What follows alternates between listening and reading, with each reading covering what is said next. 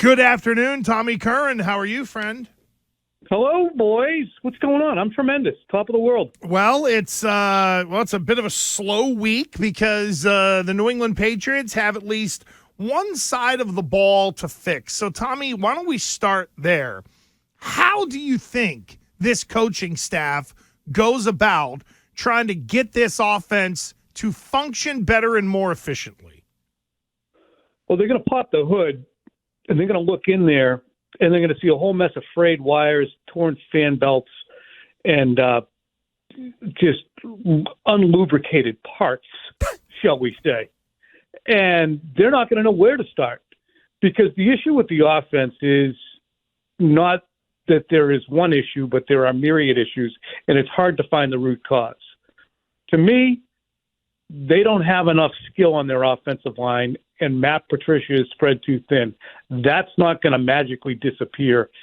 And the skill on the offensive line, Andy Hart, is really traceable to the fact that David Andrews is going to return from a concussion, and I'm not confident when a guy comes back from a concussion and starts engaging in head-to-head contact again, that's not going to be an ongoing issue.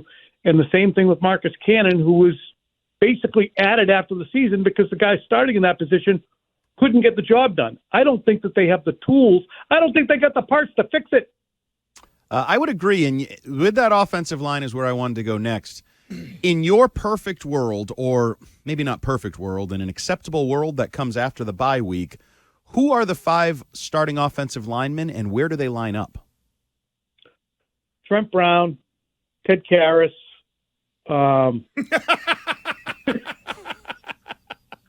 You might be able to get him. I'm not sure the Bengals. I was just going to say, he was a value last year. This year, he's a great guy. I don't want to make it sound like Ted Karras is, friggin' John Hanna, but, Cole Strange has dipped so much, but I still think that that's a position that you can get something out of him. He should improve. Physically, he is not strong enough or has enough sand in his pants, Andrew. Yes. To get the job done against players like Quinnen Williams. And losing Andrews hurts Strange, clearly. You're exactly right. Yeah, that's a big part of that. So you have to get Strange back out there. Mike Onwenu's perfect over at the right guard spot. He's probably your most promising guy, along with with Trent Brown. And then I'd say, Cannon is still on IR, so even in a perfect world, you can't have him. So Isaiah Wynn suddenly gets inspired and plays right tackle the way a $10 million ought to. I saw Matt Chatham tweet about this, and would you have any consideration for putting Wynn at right guard and bumping Onwenu out to right tackle? Rearranging deck chairs on the Titanic. I mean, as crazy as it sounds, it feels like Brown, Strange, Andrews, Onwenu, and Wynn is about the best 5 they can put out there. Ugh. Yeah. Again, there is 20/20 hindsight being employed, but it's not like at the moment of the moves they weren't head scratchers as well.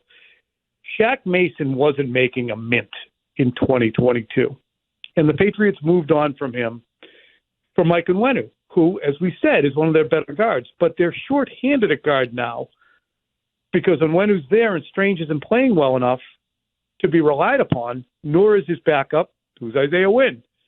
So did you really have to move on from Shaq Mason? We questioned it at the time, and Cole Strange did douse a lot of the doubts about him, not about him personally, but about the draft position. But now it's hard to look at those decisions made and the confidence that they had. And again, it's so hard to say that they can't play. Matt Patricia, again, put in a position to be the play caller, offensive coordinator, and offensive line coach along with Billy Yates. That's spread too thin with a guy just learning the job. And yeah, he is just learning the job. It's asking too much of too many people. And that really, and I'm going to get into this on Quick Slants a little bit and our podcast, the buck never really seems to come back and stop with Bill. It bumps up against him. We talk about it, but the criticism that gets levied on shows, on social media, in a general day-to-day, moment-to-moment manner goes to Mac, goes to the offensive line, goes to Isaiah Wynn, goes to Joe Judge and Matt Patricia. But all of these guys are in the positions they're in because Bill overestimated how well that they would do their jobs. Tommy Curran of NBC Sports Boston here with Gresh and Keefe. Hart is in today for Keefe. Tommy joins us on the Harbor One hotline. Hart and I were talking a little bit earlier, Tommy, about in years past, there was offensive coordinators or coaches who could coach around some of the problems. Are the problems so vast along the offensive line that you can't coach around it, independent of whether they have the people who can coach around it? Are the problems so deep that even if Josh McDaniels were here, he'd be beating his head against the wall trying to figure out how to get these guys to play right? No, because he'd have an offensive line coach. Think about that. The best offensive coordinator in the league, as he proved many times here, regardless of what's going on in Vegas, the best offensive coordinator in the league always had an offensive line coach to take care of the offensive line. Now, the first-year offensive coordinator / play caller is also the offensive line coach. Do you know how mind-numbing that decision is? Yeah, that might be the biggest whiff from Bill in all of this. So how can he do both? So even if Josh was here, he could walk over to the offensive line room and say, please, can you fix these guys, Dante? Can you get through to these guys? Who was it last year? Cole Popovich, and he's been gone for a while, but Carmen Priscillo? Yep.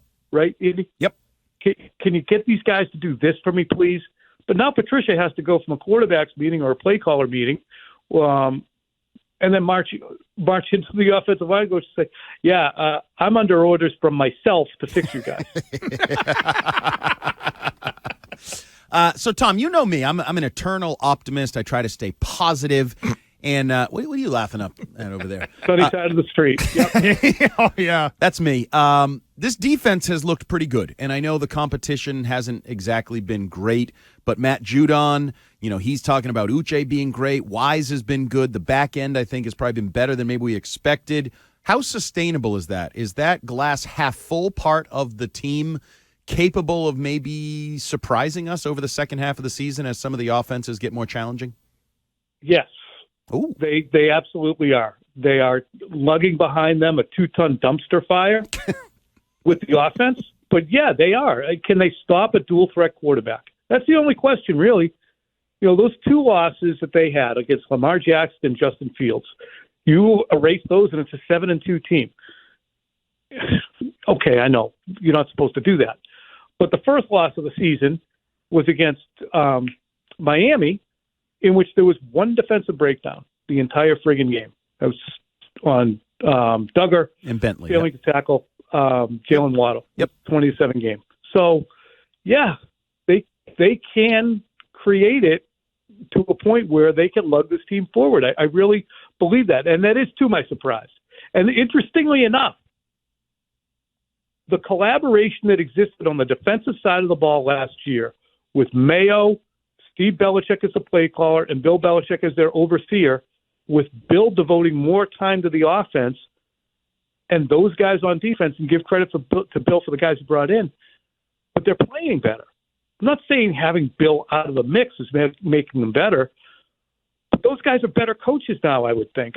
It's just you never know exactly what the division of power is, but we do know that that's a common denominator.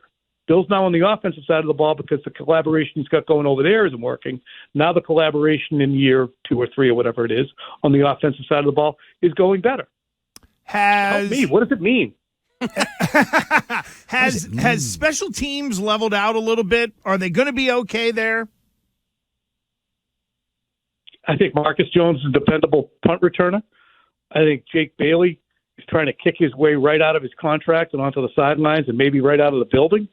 So it remains a wash and a concern to me. Nick Folk is absolutely automatic. They had a punt block the other day, but I don't trust Cam Akers implicitly. Okay. Hey, you mentioned Marcus Jones, and I didn't realize they touched on this on the Six Rings postgame show. I brought it to Andy Hart yesterday, and I want to bring it to you. Is Marcus Jones miscast? should he be an offensive player and not a defensive player? I love that idea because I was talking yesterday about the inability of Mac Jones to have anybody at the second level, no James White type, no Julian Edelman type, Danny Amendola type, little water bugs. J.J. Taylor could probably fit that suit, but the Patriots are trying to move away from that, apparently. But, yeah, Marcus Jones or J.J. Taylor, they just don't want to have a water bug anymore. But I think that would be incredibly valuable. Dion Lewis, Shane Vereen, Danny Woodhead, any of these guys, Danny Amendola particularly, smaller role players who could be throwing the ball, make 2 or 3 people miss, and get you 9 yards. That was supposed to be Kendrick Bourne, and I really think Mac Jones has lost confidence in Bourne at this juncture. Oh. Tom, those of us in the Patriots media world have spent endless hours talking, writing, observing, babbling about Mac Jones from July straight on through the last couple of weeks. Certainly he feels like he's solidified his starting role. The Zappy chants and all that crap may be behind us. But where is he midway through his sophomore season, confidence-wise, production-wise, uptick-wise, energy-wise? Like, where is Mac right now, you think? Significantly damaged, and it will take a significant amount of time for the Patriots to build him back up to where he has confidence in his protection, confidence in the play calls, an ability to not make decisions under such duress that he's missing things that he saw previously. I think that, to me, Andy, for folks who are going to training camp in 2021, is the most arresting part of this entire season. Mac Jones, in July of 2021, in the first days of his competition with Cam Newton, set himself apart with poise, rapid decision-making, and accuracy. Those are gone. Will they improve when the offensive line improves? And will the offensive line improve this year? TB flippin' D. Yeah, they broke him. Now they got to figure out a way to fix him. Well, that's the thing is, does Bill Belichick want to fix him? Does Matt Patricia want to fix him? Are they in on fixing him? They better be. Is that now at least become a question for you, Tom Curran? Like, basically, it's in a way of asking, is it still Bill's guy, and he's going to say nice things, pump him up, be hard on, coach him hard privately, but not embarrass him publicly, all that kind of stuff? Like, are we now to the point to where Bill Belichick thinks he has to rebuild Mac Jones? I agree with Andy. He better be. He broke him.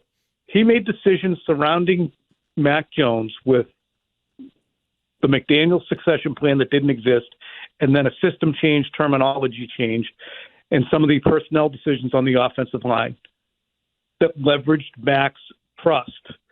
And then the trust has been broken by exactly what he anticipated happening. So if you want to be the Panthers, if you want to be the Browns, if you want to be the Jets, go ahead and pull the ripcord and get back into the mix. Start to yo-yo the quarterback. My feeling is that when Bill Belichick breaks Don Shula's record, it will be Mac Jones who's embracing him. Tom, it is not because the team's on the way to the Super Bowl, but he'll still be around. It's November 8th, and I'm going to hold your your pale white bum to the fire here. Will the Patriots make the playoffs? They will not. Oh, they will finish as I predicted at 8-9. Oh, a losing record.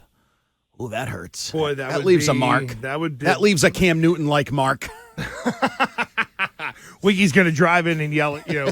Tommy, thank you, friend. We appreciate it. By the way, Tommy Curran will join Merloni, Fourier, and Mego. I look on my board. It says 3:30 now.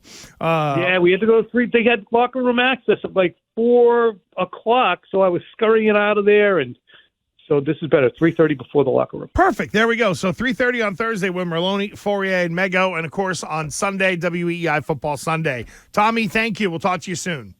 All right, guys. Take care. There goes Curran.